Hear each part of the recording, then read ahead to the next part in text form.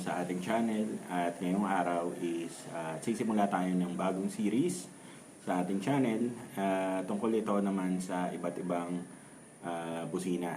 So, kumbaga ang purpose natin dito is para magkaroon kayo ng idea kung ano yung sa tingin yung mas gusto nyo or ano ba to? Yung mas gusto nyo tunog, and also para magkaroon din kayo ng idea dun sa price point nyo or sa presyo. Okay? Alright, so good day. And today guys, eto, excited ako dito kasi itong brand na to, sa totoo lang, kilala siya sa motorcycle. So, bihira lang to mabanggit sa car community. So, kumbaga ako familiar na ako sa brand na to. And this brand is Makoto. Ito.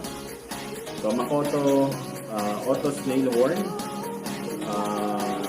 Loud and clear yung nakalagay. Tapos, tingnan natin kung may iba pang stress. Wala na. So, yun lang nakalagay sa kanya. Auto Snail horn. Tingnan natin yung mismong button niya. Pero in fairness, maganda yung lagayan niya. So, panalo. So, this one guys, is, nabili ko siya 550 pesos. Ito, yung Makoto, 550. Tingin ko yung lagayan nagpamahal dito. Joke lang. So, 2-terminal setup siya. Ito. Tingnan nga natin kasi walang manual eh.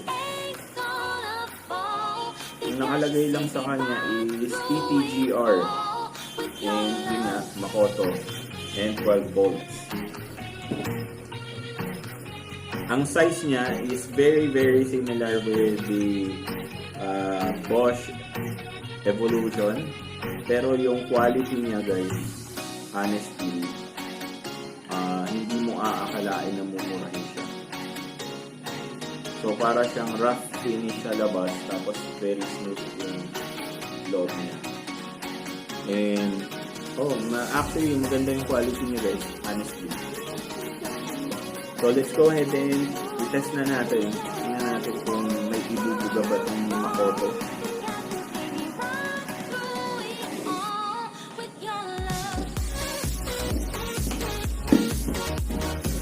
Pero, ako sa tingin ko parehas to ng tunog ng Evolution. Yung Evolution tsaka yung Lazex na horn magkatunog. So, I'm 90% sure parehas to ng tunog. So, magkakapalo lang dun sa lakas niya or yung dun sa volume.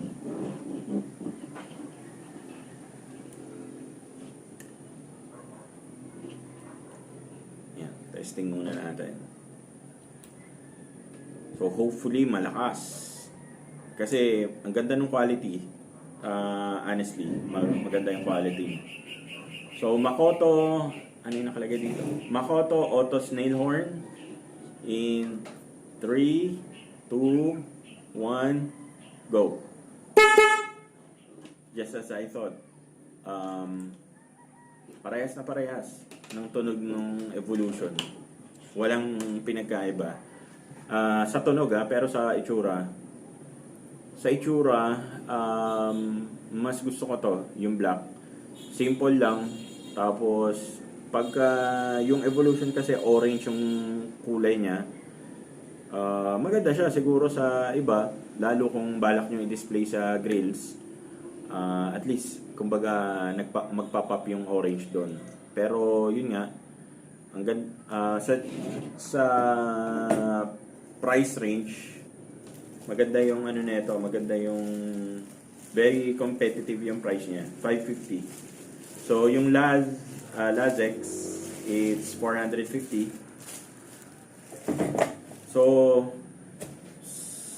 sa tingin ko, eto guys, yung Makoto, tapos yung Lazex and yung Bosch Evolution, pare-pareha silang nasa 4 para sa akin. 4th place. Kasi magkakaparehas sila ng lakas. Parehas ng lakas. Tapos,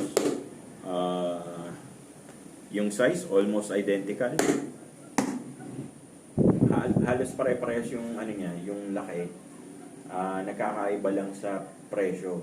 So, ang pinakamahal is si Evolution. Tapos, eto, si Makoto. And si Latex yung cheapest. So far, ang pinaka, ano ba to, pinaka gusto ko yung tunog, yun nga, yung Mitsuba. Yun yung gamit ko ngayon. Yung Bing Bing kasi, okay lang. Malakas siya, pero yun nga, gaya na sabi ko, hindi ako mahilig dun sa parang metallic yung tunog. And mas gusto ko pa yung mga air horn. Yun, mga ganito. So, yun lang guys. Sana nagustuhan niyo yung video natin. If you did, please give this video a thumbs up. At kung meron kayong request na busina na gusto niyo makita sa channel natin at gustong matesting, please feel free to comment down below para itatry natin na gawa ng video yung mga i-request nyo. Yun lang.